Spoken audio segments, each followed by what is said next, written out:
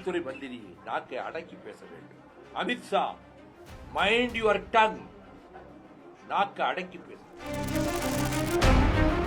திமுக கழகத்தை நாங்கள் இப்படி வீழ்த்துவோம் அப்படி வீழ்த்துவோம் என்று பத்திரிகைகளிலே ஒவ்வொரு கட்சியும் ஒரு அறிக்கை விடுகிறது. புதிதாக கட்சி ஆரம்பித்திருக்கிற கலை உலகத்திலிருந்து வந்தவரும் சொல்லுகிறார், அவர் தமிழகத்தினுடைய பொது பிரச்சனைகள் எத்தனை பிரச்சனைகளிலே அவர் தலையிட்டார். தமிழகத்தினுடைய உயிரான பிரச்சனைகளில் எதையாவது எடுத்து அதுக்காக முழுமையாக போராடி அதற்காக போராட்டங்களை நடத்தி நாள் தவறாமல் குரல் கொடுத்து அப்படி ஏதாவது சேவை செய்திருக்கிறாரா? கிடையாது. வெள்ளித்திரையிலே ஜொலித்திருக்கிறார், கலைத்துறையிலே மிளிர்கிறார். நான் தனிப்பட்ட முறையில் அவரை நான் மதிக்கிறேன்.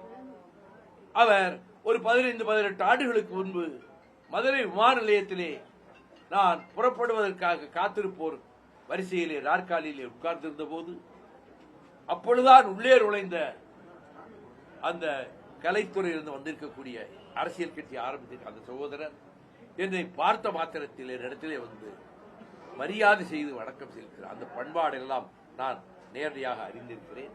ஆனால் அரசியலில் ஒவ்வொருவரும் சொல்லுகிற கருத்து திமுக கழகத்தை அணியை எப்படி வீழ்த்த வேண்டும், அது நடக்காது, பலிக்காது. அவர்கள் யார் யாரோடு கூட்டு சேர்ந்தாலும் சரி, யார் யாரையோ துணைக்கு அழைத்து வந்தாலும் சரி, ஒரு காலம் நடக்காது. உள்துறை மந்திரி அமித்ஷா என்ன மனிதர் மிகுந்த கர்வத்தோடும் அகந்தையோடும் திமுக கழகத்தை துடைத்து எறிவோம் என்று சொல்லுகிறார். பெரியவர் இவரை விட 100 மடங்கு 1000 மடங்கு பலம் கொண்டவர்கள் என்று கருதியவர்களாலேயே திமுக கழகத்தை அசைக்க முடியவில்லை. அது ரத்த தியாகத்திலே வளர்க்கப்பட்ட எக்கு கோட்டை. அதை உள்துறை மந்திரி நாக்கை அடக்கி பேச வேண்டும்.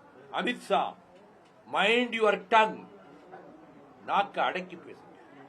துடைத்தெறிவோம் என்று சொல்வதற்கு எத்தனை ஆண்டு, 75 ஆண்டுகள் கடந்து விட்டது திராவிட இயக்கத்துக்கு. ரத்தமும் கண்ணீரும் வியர்வையும் சிந்தி பாதுகாக்கப்பட்ட அந்த இயக்கத்தை துடைத்தெறிவோம் என்று சொல்வதற்கு உள்துறை அமைச்சருக்கு அவ்வளவு ஆணவமா? ஒரு கால் நடக்காது. நாங்கள் அப்படி பேசுறோமா? துடைத்தெறிவோம், உடைத்தெறிவோம், அடியோடு அகற்றுவோம் என்று சொல்றோமா? கிடையாது. அப்படி சொல்ல மாட்டோம். ஒரு கட்சியை மதித்து பேச வேண்டும். ஒரு ஆளுகிற கட்சி 75 ஆண்டு கால திராவிட இயக்க பின்புலம் கொண்ட கட்சியை துடைத்தெறிவோம் என்று பேசுகிற அளவுக்கு வன்மம் இருக்கிறது, வெறுப்பு இருக்கிறது, RSS என்கின்ற கர்வம் இருக்கிறது.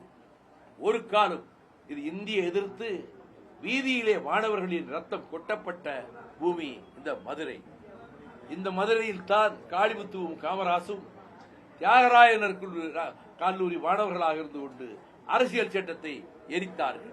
ட்ரெண்ட ஃப்ரெண்ட் ஆக்கிக்கோங்க. தந்தி டிவியின் சப்ஸ்கிரைபர்ஸ் அண்ட் ஃபாலோவர்ஸ் குடும்பத்துல நீங்களும் இணையுங்க.